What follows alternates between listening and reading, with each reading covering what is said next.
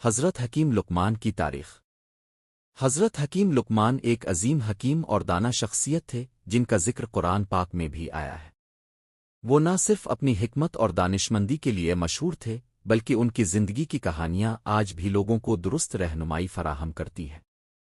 حضرت حکیم لقمان کا شمار اللہ کے پیغمبروں میں نہیں ہوتا مگر انہیں اللہ کی طرف سے بہت بڑی حکمت اور دانائی عطا کی گئی تھی۔ حضرت حکیم لقمان کا نسب اور شخصیت۔ حضرت حکیم لقمان کا تعلق افریقہ کے علاقے سے تھا۔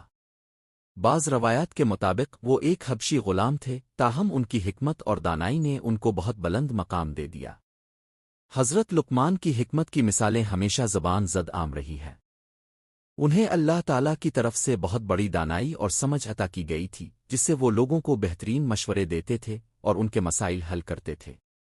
قرآن میں حضرت حکیم لقمان کا ذکر۔ حضرت حکیم لقمان کا ذکر قرآن مجید کی سورت لقمان میں آیا ہے، جہاں اللہ تعالیٰ نے انہیں حکمت کی نعمت دی اور ان کے ذریعے اپنی حکمت کو لوگوں تک پہنچایا۔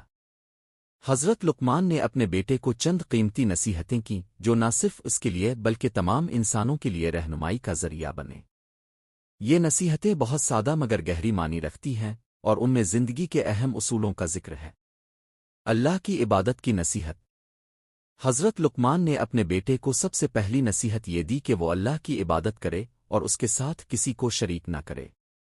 انہوں نے فرمایا 3/27 صبح کے 5:05 اے بیٹے، اللہ کے ساتھ کسی کو شریک نہ کر کیونکہ اللہ کا شریک کرنا بہت بڑا ظلم ہے۔ لقمان 31:13 والدین کے ساتھ حسن سلوک۔ حضرت لقمان نے اپنے بیٹے کو یہ بھی نصیحت کی کہ وہ اپنے والدین کے ساتھ حسن سلوک کرے، خاص طور پر اپنی والدہ کے ساتھ کیونکہ اس کی پرورش اور شفقت میں بہت زیادہ مشقت ہوتی ہے، اور ہم نے انسان کو اس کے والدین کے بارے میں حکم دیا۔ اس کی والدہ نے اسے تکلیف سے پیٹ میں رکھا اور تکلیف سے اسے جنم دیا۔ اس کی عمر کا دورانیہ 2 سال ہے۔ لقمان 31:14 صبر کی اہمیت۔ حضرت لقمان نے اپنے بیٹے کو صبر کی اہمیت سکھائی اور فرمایا کہ جب مشکلات آئیں تو اللہ کی رضا میں صبر کرنا ضروری ہے۔ اے بیٹے، نماز قائم کرو اور معروف باتوں کا حکم دو اور منکر باتوں سے منع کرو، اور جو مصیبت آئے اس پر صبر کرو۔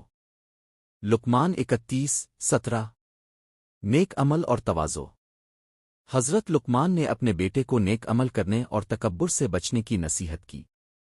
وہ فرمایا، اور لوگوں سے منہ پھیر کر مت چل اور زمین پر اکڑ کر مت چل کیونکہ اللہ تعالیٰ کوئی اکڑنے والے اور فخر کرنے والے کو پسند نہیں کرتا۔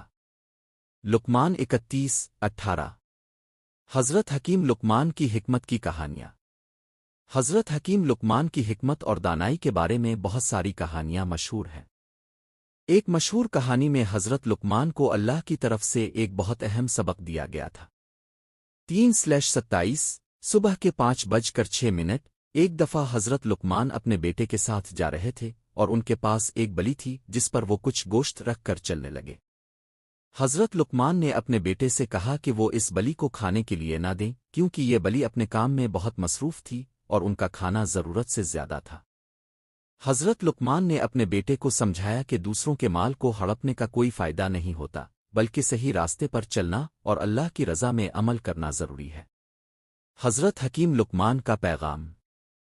حضرت حکیم لقمان کی زندگی کا پیغام ہمیں یہ سکھاتا ہے کہ انسان کے لیے سب سے بڑی حکمت اللہ کی عبادت اور اس کی رضا کے مطابق زندگی گزارنا ہے۔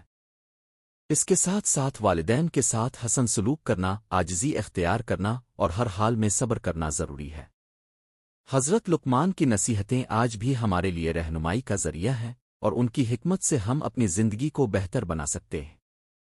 حضرت حکیم لقمان کی زندگی اور ان کی نصیحتوں کا پیغام ہمیں یہ سکھاتا ہے کہ حقیقی حکمت اللہ کے راستے پر چلنے میں ہے اور انسانوں کو اپنی زندگی میں خدا کی رضا کو مقدم رکھنا چاہیے۔ اللہ ہمیں حضرت حکیم لقمان کی حکمت سمجھنے کی توفیق دے۔